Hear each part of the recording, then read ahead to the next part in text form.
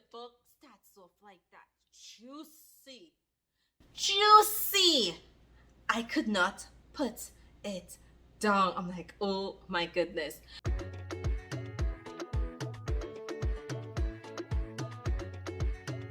Hi wonderful people, and welcome back to my channel, Book Craves. I'm Giselle. How are you going? What's up with the scene? Yes, we are going to talk about interracial romances. If you have not watched part 1 of this video, feel free to click on that link. I have been reading a lot of interracial romances. You know how I feel about interracial romances. If you're into this, if you enjoyed part 1 and you're here for part 2 because you want to know what other books I was talking about, because let me just see, the books that I shared in part 1 are good. They are good. And the ones that I'm going to share now in this video are awesome. All the books that I'm going to talk about will be in the description box so you can find them. Some of these books are available on Kindle Unlimited. If you would like me to do a video specifically for interracial romances that are available on Kindle Unlimited, then let me know. You know, I got you. I got you when it comes to that, because that's how I read my book most times. So let us get into these books. Y'all, this first book that I'm going to talk about, I was laughing at midnight. It had me laughing at midnight. And I found this book because I watched the author talk about this book on TikTok. So I'm like, this book sounded real good. Let me go read it. It wasn't a disappointment at all. So the book that I'm talking about, the book that I enjoyed so much, the book that had me laughing out at midnight, is called Saddle Up Cowboy. And it is book 1 in the Cold Bank Cowboy series by Sade, Rena. Oh my goodness, this book is so good. So in this book, we meet Rena and Parker. Rena is an older woman and Parker is obviously younger. He's also white. He grew up on a farm. He is a legit cowboy. However, Parker is also 25 or 26 and a virgin.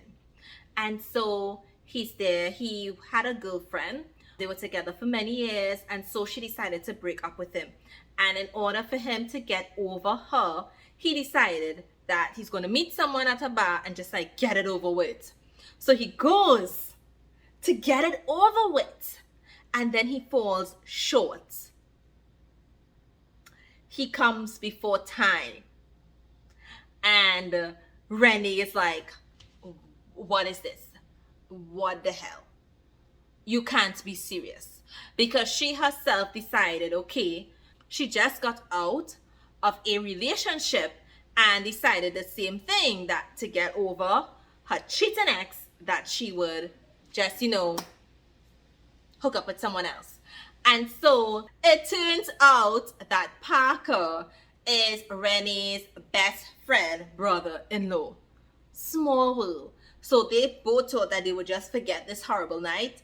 Didn't. She moves to a town to start new roots, and this is how it begins. The book starts off like that. Juicy. Juicy. I could not put it down. I'm like, oh my goodness. It is a beautiful story. And to see or to read about someone's embarrassment, like you don't get that type of scene in a romance book. So for me, that was so out of the box. It was so unique. I needed more. I couldn't get enough of Parker and his male innocence. I loved that. I loved Parker. He was so adorable. I consumed this book here. Yo, this book here almost made me cry. You know, when you read the first paragraph of a book or the first line of a book, you can tell whether or not you're going to enjoy that book. That was it for me with Consume. Consume, it is heartbreaking. It is vexing. In this book, we meet Azul and Amber. Amber is Azul's wife, best friend. His wife is dying. He's angry. Amber is angry, but she wants to support her best friend in the choice that she has made. His wife passed away, and Amber is trying to support him.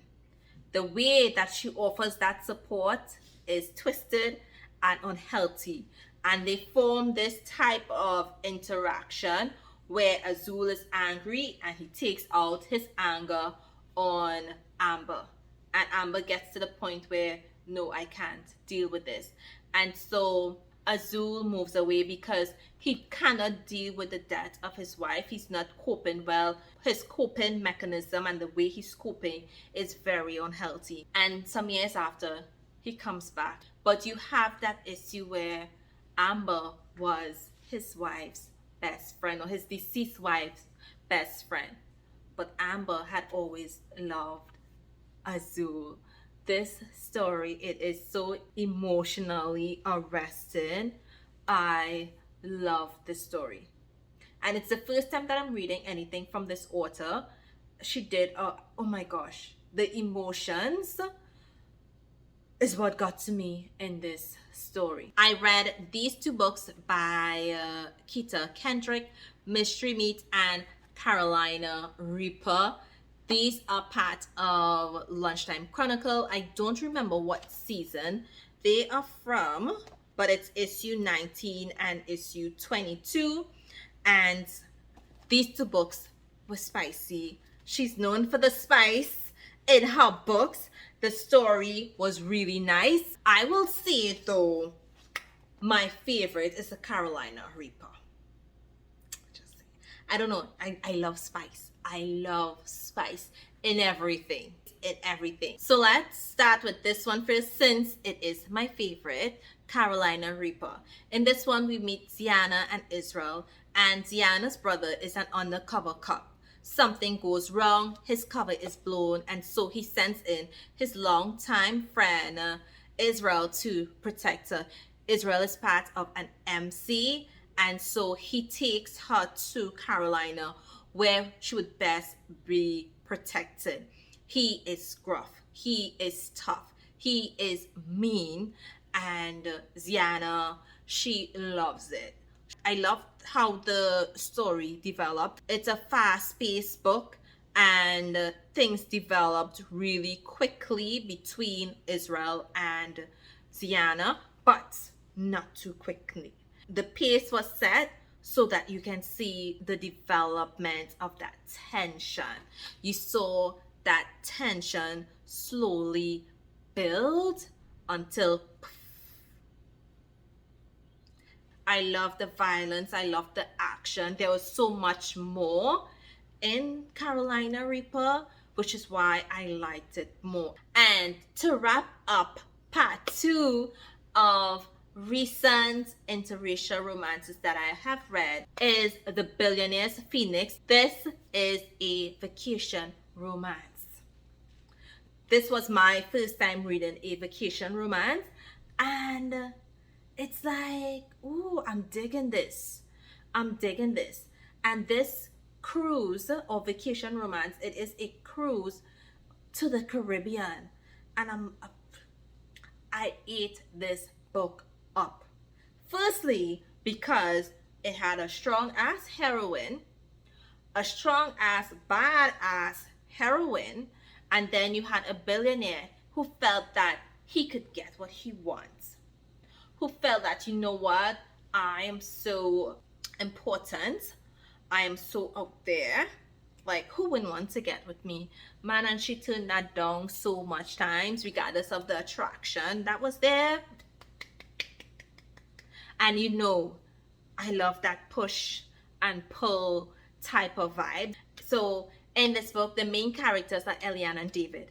Eliana, she had a very terrible experience, a very traumatic experience, and because of that, she is into self-defense. She teaches self-defense to women so that they can protect themselves and stop any attackers. And then you have David. He grew up in a very like bad community or area, and his mother did everything that she could possibly do to prevent him from going down the wrong road. He has friends that were murdered. He has friends that are in prison, and so he got an opportunity where he could come out and he made something of himself. He made his billions, and both of their close friends got married. They didn't know each other. They all ended up on the same cruise ship because they all decided to take a vacation together. But this is not your instant love, instant nothing, because Eliana wasn't having it. And so he had to come real good to win her affection. This is not very spicy. This is more on the level of steamy, not spicy. And I enjoyed it. I felt as though I was on a Caribbean cruise. The author, her writing is really good. There's a slow build between that attraction. There's a slow build with that intimacy development between David and Eliana. And this book ends on a cliffhanger. So I cannot wait for book 3 to come out in this series. This is the end of part 2. This is all the recent interracial books that I have read. Definitely not all the books that I have read, like so if you like interracial romances, check out some of my other videos. In each video there's always an interracial romance. There's always some type of BWWM romance or something with a black heroine in it. Guarantee variety is here on my channel. So thank you so much, and look out until I post another one.